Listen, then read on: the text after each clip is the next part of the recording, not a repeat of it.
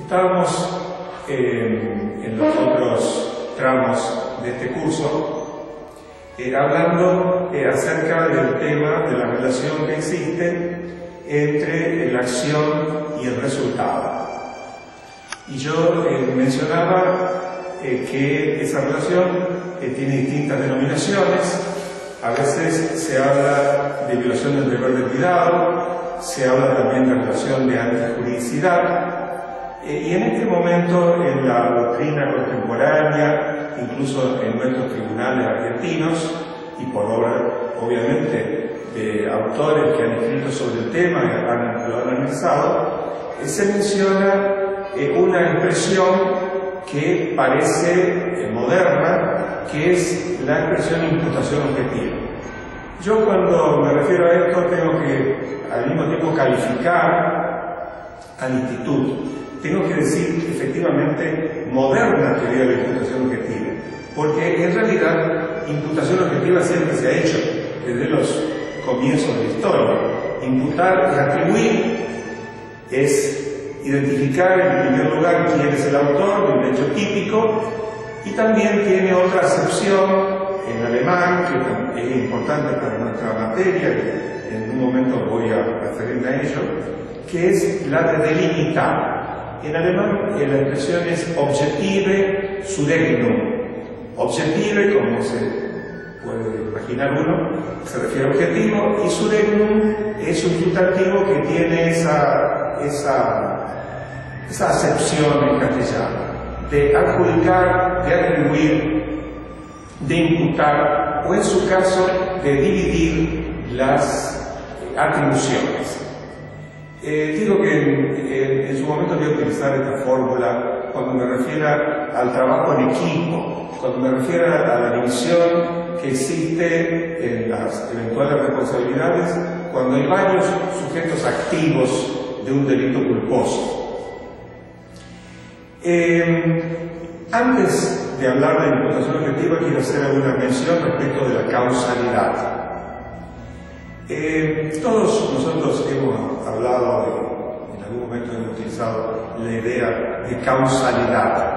Causalidad, en un sentido físico, es la consecuencia que sigue un fenómeno precedente. A mi manera de entender las cosas, si es posible identificar el nexo causal entre una acción y su resultado, hay que hacerlo. Porque si no fuese posible identificar el nexo causal y eventualmente a quién es el autor del suceso, y queda duda al respecto, tendría que aplicarse el principio indubio pro reo. Pero no siempre es posible identificar el nexo causal, porque el nexo causal en definitiva es una cuestión física. Se puede analizar el nexo causal cuando se trata de una ciencia natural, pero cuando se trata de la ciencia jurídica es un problema bastante serio, porque ustedes piensen que en nuestra doctrina nacional se ha hablado de varios principios referidos a la causalidad. Un principio es el principio de la conditio sine qua non, que no es exactamente igual, pero se identifica bastante con la supresión mental hipotética. Esto quiere decir que cuando mentalmente se suprime una condición, el resultado no podría acontecer. Esta teoría de la supresión mental hipotética tiene sus limitaciones. Se puede utilizar cuando se conoce realmente o se sospecha cuál es la relación del fenómeno de la actuación humana. Cuando no se sabe es imposible porque no hay pautas para desprender de un hecho conocido una consecuencia que no se conoce. Cuando en la doctrina contemporánea, o no de nuestros días, pero de hace unas décadas, se trató de buscar en el derecho penal otra denominación de la causación. Y se habló, por ejemplo, de causación típica. O sea, que de acuerdo a los tipos penales, había una posibilidad de que los tipos se concretasen en determinada situación, si no, no. Se habló de la causa humana, se habló de otras teorías, pero en realidad todas las teorías no son otra cosa que teorías de la imputación. O sea, no son teorías de orden físico, sino de orden valorativo.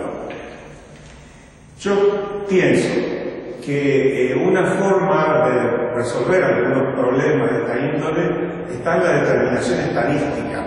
O sea, si uno tiene referencias de hechos precedentes que se han desenvuelto de determinada manera y han llegado a resultados exactos o iguales, entonces uno tiene la posibilidad de decir que efectivamente una acción fue producida y de esa acción producida se desprendió determinado resultado.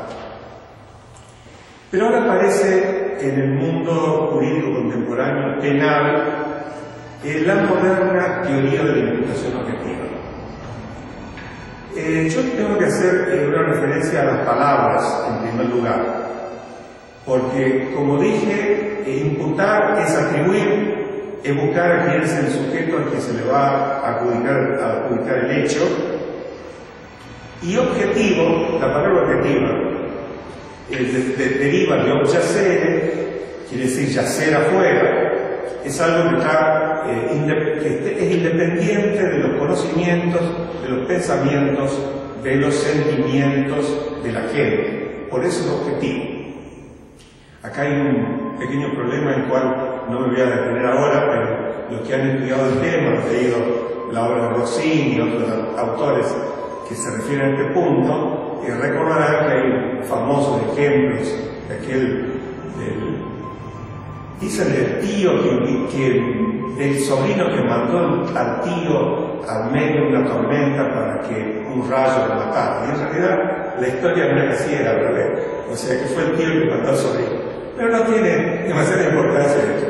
Lo que yo quería decirles es que hay una cuestión vinculada a la subjetividad y a la ubicación del dolo con respecto a la imputación objetiva también. Pero no me voy a detener en esto, porque nuestro curso está destinado a los hechos culposos. Y la moderna teoría de la imputación objetiva nació justamente para los hechos culposos o de imprudencia, como le llaman los españoles ahora. Esta es la moderna teoría de la imputación objetiva del resultado al que yo me voy a referir. Hay también una moderna teoría de la imputación objetiva del comportamiento, que es una cosa distinta y que cambia de una manera quizás sorprendente toda la teoría del delito. Yo quiero entonces centrarme en las pautas de imputación objetiva. Y no voy a hacer tampoco un desarrollo demasiado extenso, sino que voy a fijar algunos criterios que se han usado para distinguir en qué consiste esta moderna teoría. Son dos segmentos. Se dice que se empieza la posibilidad de imputar objetivamente el hecho del autor cuando éste ha incrementado el riesgo más allá de lo permitido. Esta expresión, como ustedes pueden imaginarse, es un poco conflictiva, porque decir que se ha incrementado el riesgo más allá de lo permitido obligaría a saber qué es lo permitido y qué es lo prohibido. Como dije en alguna de las clases, cuando hay un reglamento uno sabe qué es lo prohibido y qué es lo permitido. Cuando no hay reglamento, bueno, depende de la experiencia. Y la experiencia social, la experiencia cultural, va a decir en definitiva qué es lo permitido y qué es lo prohibido en determinado momento y en determinada sociedad. Les voy a dar un ejemplo para que les sea ilustrativo.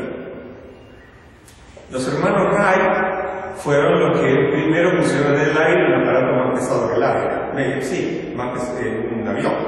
Inventaron el avión, el aeroplano, aparatos más pesados que el aire.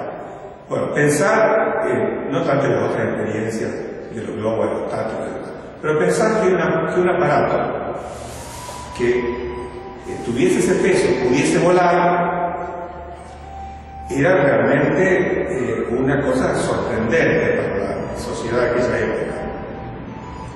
Bueno, las experiencias que fueron realizándose, y hoy la aviación es una actividad permitida, no solamente permitida, sino auspiciada, y nadie pondría en duda que es así. ¿Pero por qué es así? Porque el éxito ha sido superior al fracaso. Si fuese al revés, si todos los vuelos que se inician, o la mayor parte de los vuelos que se inician, terminasen en el accidente, bueno, evidentemente habría prohibiciones al respecto. Entonces, uno se da cuenta que efectivamente hay actividades socialmente permitidas. Y también se da cuenta que en algunos casos alguien realiza una acción más allá de lo tolerado. Diga tolerado más que permitido, porque a veces la palabra permitido daría la sensación de que está habilitado algo prohibido, y no es así. Pero es importante a los fines de nuestra clase este tema del incremento del riesgo más allá del permitido. ¿Por qué? Porque evidentemente si una persona incrementa el riesgo más allá del permitido, estaría incurriendo en la primera pauta que daría posibilidad a imputarle objetivamente el resultado. Pero al revés, si el individuo se mantuviese dentro de la zona del riesgo permitido, no habría posibilidad de imputarle nada. Entonces, esto, a los efectos penales, a los efectos de la defensa, a los efectos de la legalidad del procedimiento, me parece importante. Una persona que se mantenga, entonces, dentro de la frontera del riesgo permitido, no puede ser sujeto de imputación. La segunda pauta de imputación objetiva es que el resultado sea producto del mismo riesgo incrementado. Y esto también es importante. Es importante porque señala que efectivamente aquel riesgo fue el que se concretó en el resultado. Si el riesgo no fuese concretado en el resultado y apareciese el resultado como consecuencia de la actuación de un tercero, la actuación del mismo sujeto pasivo que sufre la consecuencia, o la mala suerte, entonces no habría posibilidad de imputar objetivamente el resultado y consecuentemente no habría posibilidad de adjudicarle el hecho al autor. Esto a mí me parece sumamente importante. Me parece importante porque realmente si uno lo aplicase, evidentemente se está aplicando ya, se daría mayor precisión a la interpretación de la ley penal. Se produce una consecuencia que es bastante también subjetiva, daría motivo a una investigación al respecto, porque aparentemente una persona podría estar incurso en los elementos típicos del delito culposo y no obstante no serle imputar objetivamente el resultado. Con lo cual, algunos dicen que esta relación de imputación objetiva es una cuestión que permanece ajena a la tipicidad. O sea, puede haber tipicidad y no imputación objetiva, lo que parece un poco extraño, pero realmente si uno lo analiza es así. Por supuesto que la teoría de la imputación objetiva, la moderna teoría de la imputación objetiva tiene otros aditamentos, que algunos podré mencionar solamente y otros, bueno, será motivo en su caso de la profundización de la lectura o de alguna otra charla. Porque, entre otras cosas, los autores más conocidos, supongamos el caso de Rossin, dice que la imputación objetiva es el haber actuado más allá del riesgo permitido, que el resultado sea la concreción del mismo riesgo desaprobado, dentro del ámbito de protección de la norma, que es lo que yo expliqué en alguna de las clases anteriores. Aparte, hay vinculaciones al principio llamado de la confianza, el principio de división del trabajo, la prohibición de regreso, que van a ser materia de otras exposiciones mías en el resto del curso. Voy entonces a dar el punto final a este video, a esta grabación. en este tema y continuaré luego siempre refiriéndome a los elementos objetivos del tipo del delito culposo.